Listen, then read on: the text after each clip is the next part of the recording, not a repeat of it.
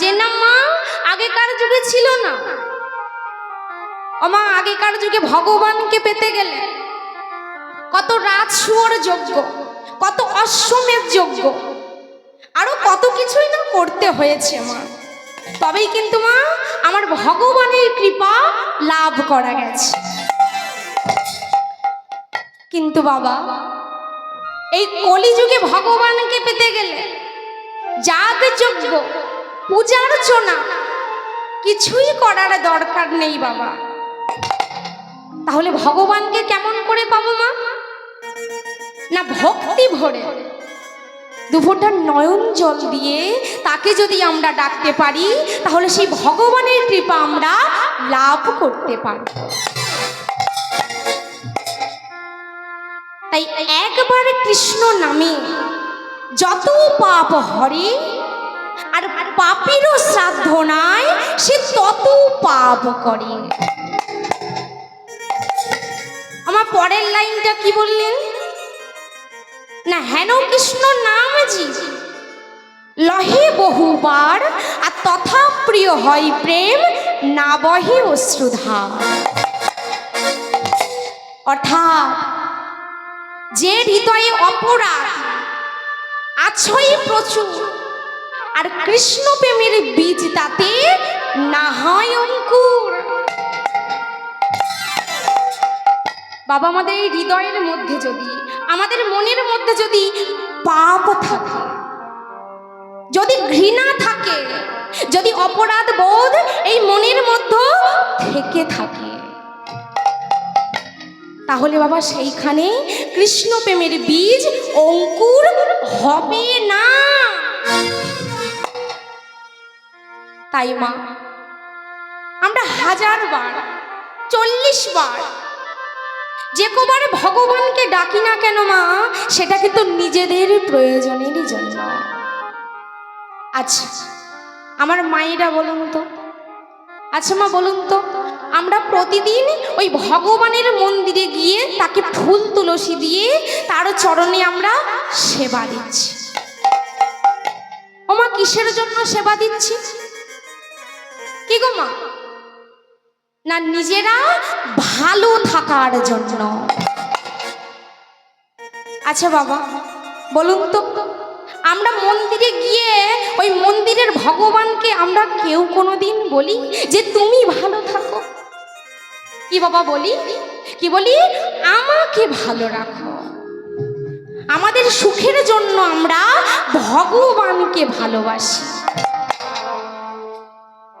এটা হচ্ছে আমাদের মতন সাধারণ ভক্তের কথা বললাম। কিন্তু মা যে প্রকৃত কৃষ্ণ সুখে সুখী, যে কৃষ্ণ দুঃখে দুঃখী, যেমন কত ভক্তের কথা বলবো মা। ওই হরিদাস ঠাকুরের অঙ্গে যখন চাবুক দিয়ে আঘাত করছে, হরিদাস বলছে দয়াময় আঘাত তো আমার পাওনা হার, আমার আঘাত আমি পাচ্ছি, এর জন্য তুমি যেন কোনো কষ্ট পেও না।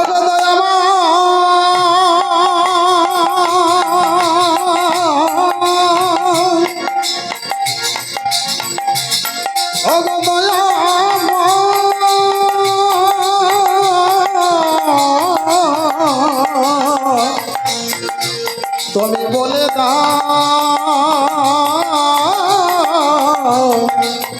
এই তোমার কেমন, এই তোমার কেমন লীলা। হরিদাস বলছে জানো প্রভু, জানো প্রভু, এই যে আঘাত দিয়ে, এই যে চাবুক দিয়ে আমাকে আঘাত করছে, জানো প্রভু এই আঘাতে যে আমি কষ্ট পাচ্ছি, আমার যে যন্ত্রণা হচ্ছে, এর জন্য তুমি কষ্ট পেও না। জানো প্রভু তুমি তো সুখময়, তুমি সব সময় সুখে থাকো। ভক্ত এটুকু চায় সে কৃষ্ণ সুখে সুখী, আর সে কৃষ্ণ দুঃখে দুঃখী। কিন্তু মা আমরা যে কলিহত জীব, আমাদের অল্প পরমায়ু। আচ্ছা আমার মায়েরা বলুন তো আমাদের কত বছর আয়ু? কি গো মা, কি গো মা আমার সঙ্গে কথা বলবে না? আমাদের 150 বছর আয়ু। আচ্ছা বাবা, আমাদের কত বছর আয়ু? কি গো দাদু, বলতে পারবে না? আমাদের 100 বছর আয়ু। আচ্ছা, আমরা 100 বছর কেউ বাঁচি? বাঁচি না।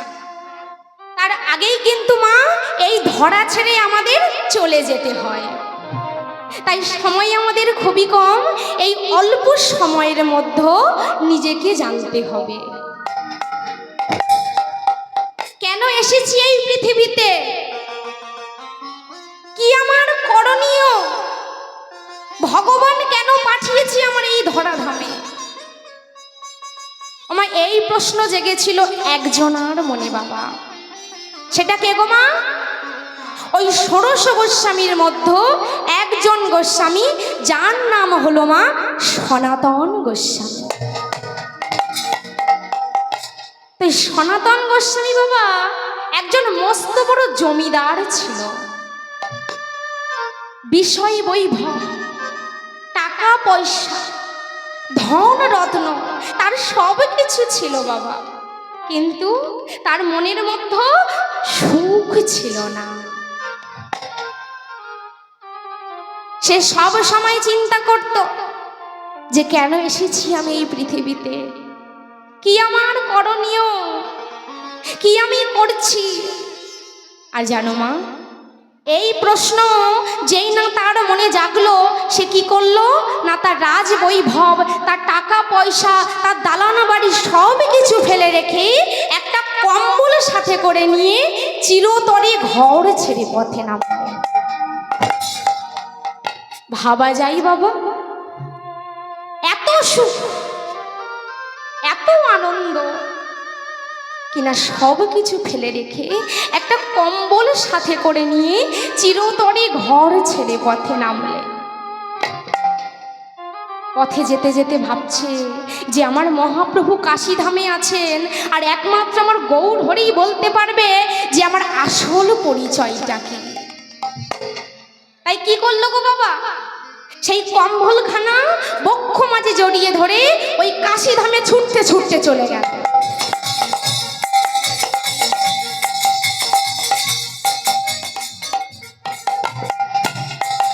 আর কাশীধামে গিয়ে মহাপ্রভুর চরণ দুটি জড়িয়ে ধরে বলছে, প্রভু, ও প্রভু, বলো না প্রভু, কেন এসেছি আমি এই পৃথিবীতে, কি আমার করণীয়, একটিবার আমায় বলে দাও প্রভু। আমার মহাপ্রভু বলছে, সনাতন, এমন পাগলের বেশে কেন আমার কাছে ছুটে এসেছো? তবে শোনো সনাতন, যে সব কিছুর মায়া ত্যাগ করতে পারে, তার কাছে এখনো কম্বলটা কেন আছে? ও সনাতন, তুমি কম্বলের মায়া ছাড়তে পারোনি? আমার যেই নাই কথা বলেছে, ভগবান বলছে, কি গো সনাতন, তুমি দালানা বাড়ি, তোমার ঘর বাড়ি, তুমি সমস্ত কিছু পরিত্যাগ করলে, আর একটা কম্বলকে তুমি ত্যাগ করতে পারলে না? আমার যেই নাই কথা বলেছে বাবা, কি করলো না, ওই কম্বলটা নিয়ে মহাপ্রভুর কথা শুনে রাস্তার পাশে এক ভিখারিকে সেই কম্বলটা দান করে দিল। দান করে দিয়ে প্রভুর কাছে ছুটে এসে বলছে, প্রভু, ও প্রভু, দেখো প্রভু, আমার বলতে যা কিছু ছিল আমি সমস্ত কিছু পরিত্যাগ করেছি, তুমি আমায় একটিবার বলে দাও যে আমার আসল পরিচয় কি, কি আমার করণীয়।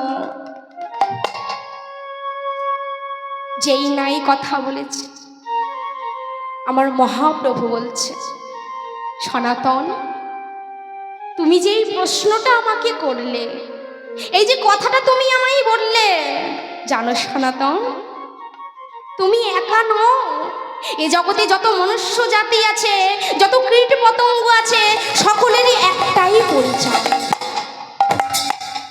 সেটা কি গো মা? ভগবানের চরণের দাস। আমায় এই পরিচয়টা ভুলে গেছি বলেই কিন্তু সুযোগ পেয়ে মায়া আমাদেরকে গ্রাস করেছে। আরে এমন ভাবে বাবা গ্রাস করেছে যে আমরাও সর্বদাই ভুল ঠিকানা দিয়ে বেড়াচ্ছি সবাই।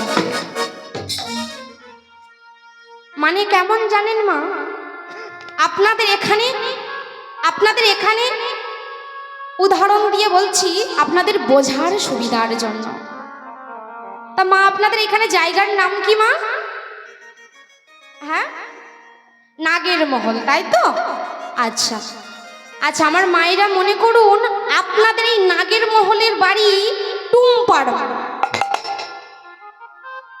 আচ্ছা, টুম্পার মায়ের ভূতে ধরেছে। আচ্ছা, যখন ভূতে ধরেছে সবাই তাকে ধরে ওঝা বাড়িতে নিয়ে গেছে। কি গো বাবা, ওঝা বাড়িতে নিয়ে যায় তো? আচ্ছা, ও মা এদিকে ভূতে তুতে ধরে?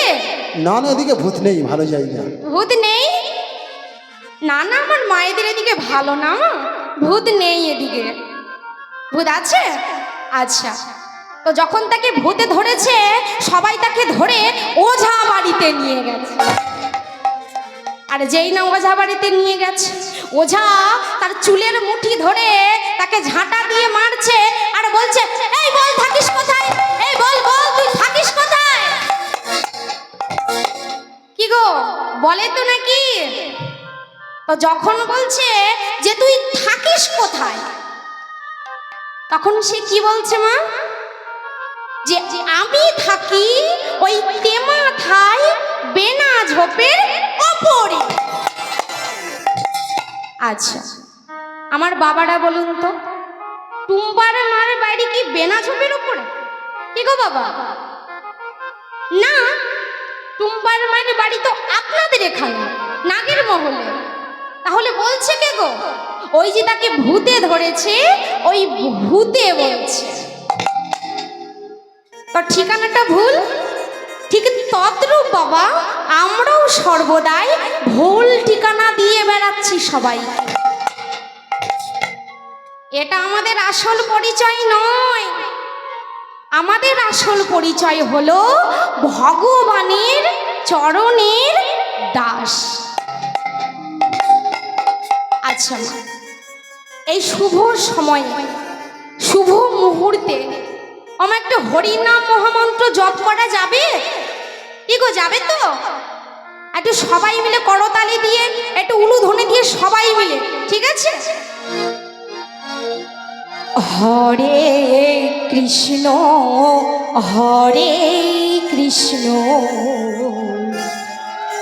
কৃষ্ণ কৃষ্ণ হরে হরে, হরে রাম হরে রাম, রাম রাম হরে হরে। হরে কৃষ্ণ কৃষ্ণ কৃষ্ণ, পেছনে আমরা সবাই মিলে বাহু তুলে হরে রাম রাম রাম হরে হরে, হরে কৃষ্ণ কৃষ্ণ কৃষ্ণ হরে হরে, হরে রাম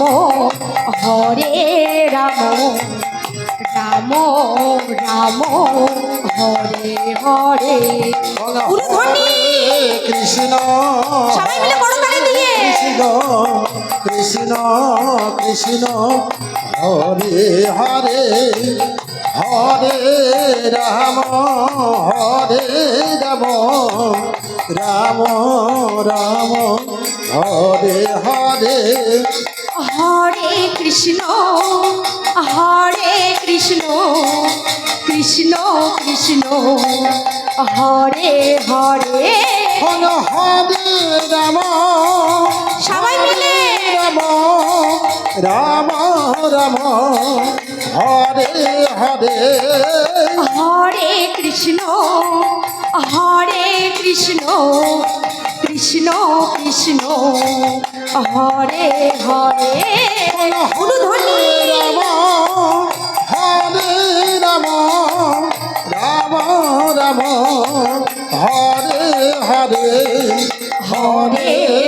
কৃষ্ণ নিতাই গৌর হরি বল। কৃষ্ণ কৃষ্ণ হরে হরে হরে রাম রাম রাম রাম হরে হরে হরে কৃষ্ণ কৃষ্ণ কৃষ্ণ কৃষ্ণ নিতাই গৌর হরি বল হরি বল হরি বল।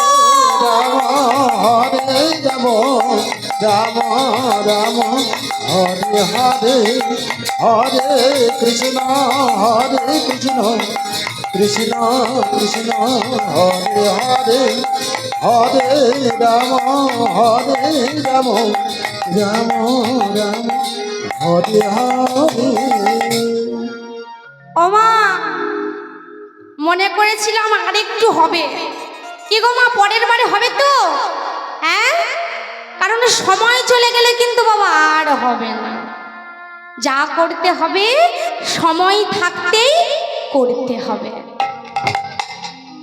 শাস্ত্রে বলছে সময় করিয়া পত্রী ধরিয়া যেবা চলে দ্রুত গতি, আর সময় শেষে অনাশেষে যেন চলে যায় আপন বাসতে। আর তুলবি যদি ছানা মাখন সকাল সকাল তোল, আর শিশুকালে কৃষ্ণ ভজন বৃদ্ধেতে ভজনেতে বাধাই গণ্ডগোল। আচ্ছা আচ্ছা বাবা বলুন তো, আমরা ভগবানকে কখন ডাকি? কি গো বাবা, ভগবানকে কখন ডাকি? আমরা ভগবানকে কখন ডাকি? যখন আমরা দুঃখ পাই, তাই তো? যখন কষ্ট পাই তখন আমরা ভগবানের কাছে যাই, তাকে স্মরণ করি। তাই বলছে কি গো, দুঃখ পেয়েছে হরি ভজে সুখ না ভজে কই, আর সুখ में যে হরি ভজে দুঃখ कहाँ से रे मनोहर দুঃখ कहाँ से। কি বললেন গো বাবা, যে ভক্ত সুখের সময়ও আমার ভগবানকে ভুলে যায় না, সেই হচ্ছে আমার মহাপ্রভুর আসল ভক্ত। তো তার একটা সুন্দর প্রমাণ দিয়ে যাই শুনুন। এত বড় দুঃখ পেল জীবনে, এর মতো সুখ আর হয় না, তথা প্রিয় সে গৌর ছাড়া আর কিছুই জানতো না। তো সে ভক্ত কে গো মা? ওই সিধাম নবদ্বীপের আমার গৌর হরির প্রিয় ভক্ত শ্রীবাস পণ্ডিত। ওমা সেই শ্রীবাস পণ্ডিতের বাড়িতে আমার মহাপ্রভু দিবানিশি হরিনাম করতেন। ভক্তরা থাকতো, স্বয়ং মহাপ্রভু থাকতো। পাশের ঘরে শ্রীবাসের স্ত্রী মালিনী প্রভুর জন্য রন্ধন করতেন ভক্তদেরকে সেবা দেবেন বলে। তো এইভাবে বাবা একদিন হলো কি, মহাপ্রভু হরিনাম করছে, শ্রীবাসও আছে, পাশের ঘরে মালিনী প্রভুর জন্য রন্ধন করছে। ঠিক এমন সময় তাদের গৃহের তাদের একমাত্র পুত্র সন্তান মারা গেল। যেই না মারা গেল, মালিনী সেই মৃত সন্তানকে বক্ষ মাঝে জড়িয়ে ধরে ওই ভগবানের মন্দিরের সামনে গিয়ে চিৎকার করে বলে উঠল, দয়াময় ও গো দয়া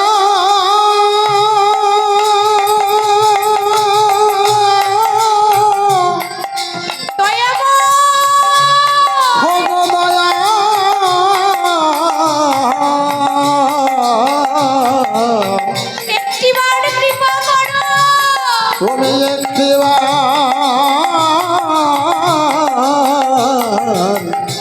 কৃপা করো।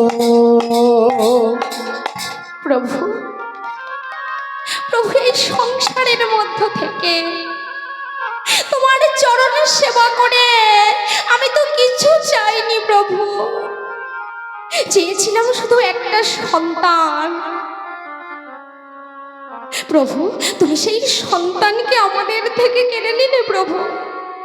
বলো না প্রভু, আমি যদি তোমার চরণে কোনো অপরাধ করে থাকি, তাহলে তুমি আমায় কষ্ট দাও, আমায় সাজা দাও। তবে কেন, তবে কেন আমার সন্তানকে আমার থেকে কেড়ে নিলে প্রভু? তুমি বলে দাও, তুমি একটি বার আমায় বলে দাও। মালিনী এমন ভাবে মহাপ্রভুর চরণে পড়ে কাঁদছে। যখন মালিনী কাঁদছে, ওই মালিনীর কান্নার আওয়াজ শুনে শ্রীবাস পণ্ডিত ঘরে এসে বলছে, মালিনী, ও মালিনী, মালিনী তুমি এমন করে কাঁদছো কেন? বলো মালিনী, আমায় বলো, তোমার কি হয়েছে মালিনী? মালিনী বলছে, স্বামী, বলো না স্বামী, আমি এই পৃথিবীতে এসে আমি তো সারা জীবন মহাপ্রভুর চরণে সেবা করে গেলাম, তবে কেন ওই নিষ্ঠুর ভগবান আমার সন্তানকে আমার থেকে কেড়ে নিল? স্বামী, আমায় একটিবার বলে দাও স্বামী, আজ কোন অপরাধে, আজ কোন অপরাধে ওই ভগবান আমার সন্তানকে আমার থেকে কেড়ে নিল? জীবনেরই যা কিছু চাওয়া,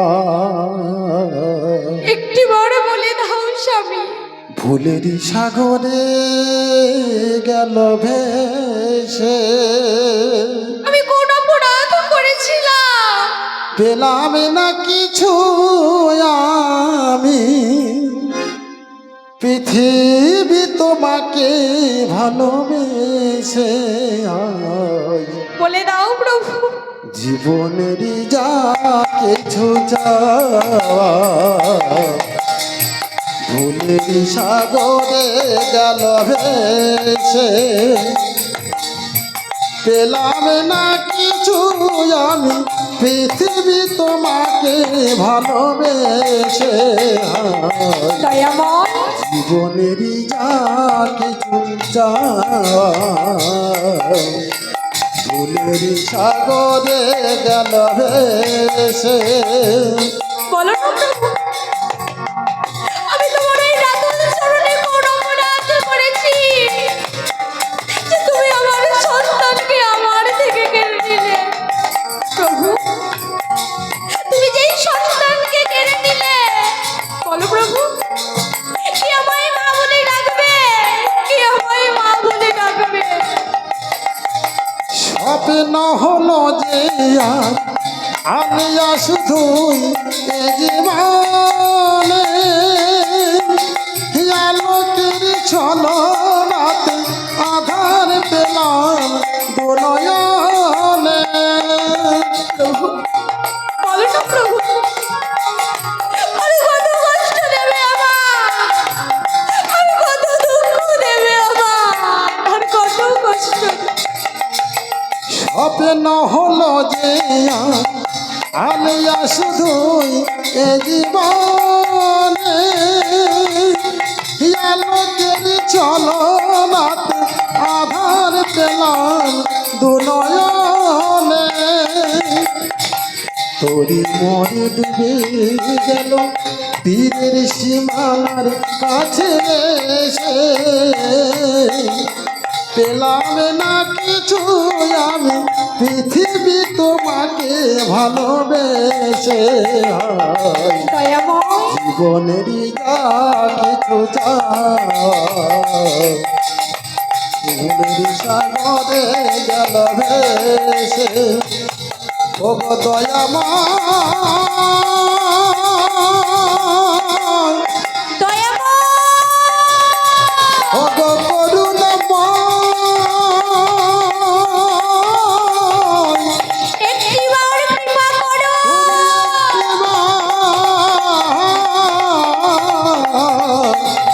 একটিবার কৃপা করো। মালিনী মৃত সন্তানকে বক্ষ মাঝে জড়িয়ে ধরে ওই ঘরের কোনায় বসে বসে কাঁদছে। শ্রীবাস পণ্ডিত এসে বলছে, মালিনী তুমি কেঁদো না মালিনী। জানো মালিনী, যার হাতে যতটুকু সময় সে সেইটুকু সময় এই ধরাই থাকবে। জানো মালিনী, যার যখন চলে যাবার সময় হবে সে চলে যাবে। তাই আমি তোমায় কি বলছি মালিনী, তুমি কেঁদো না, তুমি কেঁদো না মালিনী। তুমি যদি কাঁদো, তোমার ওই কান্নার আওয়াজ যদি আমার মহাপ্রভু শুনতে পায়, তবে যে তার হরিনাম বন্ধ হয়ে যাবে, সে যে আর হরিনামও করতে পারবে না। তাই মালিনী তুমি কেঁদো না মালিনী। জানো মালিনী, তুমি বলো না যে এমন ভাগ্য কয়জনার হয়, আমাদের সন্তান যখন এই পৃথিবী ছেড়ে চলে গেল, স্বয়ং ভগবান আমাদেরই ঘরে বসে হরিনাম করছে। বলো না মালিনী, এমন ভাগ্য কয়জনার হয় যে আমার মহাপ্রভুর নাম শ্রবণ করতে করতে আমাদের সন্তান এই পৃথিবী ছেড়ে চলে গেছে। তাই আমি তোমায় কি বলছি মালিনী, তুমি কেঁদো না, তুমি কেঁদো না। আমি তোমায় বারণ করছি, আমি তোমায় নিষেধ করছি, তুমি কেঁদো না। আর যদি তুমি আমার কথা না শোনো, এ প্রাণ আমি আর রাখবো না। ওই যমুনার জলে আমি নিজেকে বিসর্জন করে দেব যদি আমার প্রভু অন্তরে কষ্ট পায়। এ কথা শুনে মালিনী স্বামীর চরণ দুটি জড়িয়ে ধরে বলছে, স্বামী বলো না স্বামী, আমার সন্তান আমায় ছেড়ে চলে গেছে, আর তুমি আমায় কাঁদতে নিষেধ করছো, তুমি আমায় কাঁদতে নিষেধ করছো স্বামী। আমি যে মা, আমি কেমন ভাবে আমার সন্তানকে ছাড়া বাঁচবো, আমি কেমন ভাবে থাকবো বলো না স্বামী, আমি কেমন ভাবে থাকবো। মালিনী স্বামীর কথা উপেক্ষা করতে পারল না, মৃত সন্তানকে বক্ষ মাঝে জড়িয়ে ধরে ঘরের কোনায় বসে বসে কাঁদছে। এদিকে মহাপ্রভুর কথা মতো ওই শ্রীবাস পণ্ডিত মালিনীকে সবকিছু বুঝিয়ে সবকিছু বলে আবার পুনরায় মহাপ্রভুর কাছে গিয়ে দাঁড়িয়েছে। প্রভুর কাছে দাঁড়িয়ে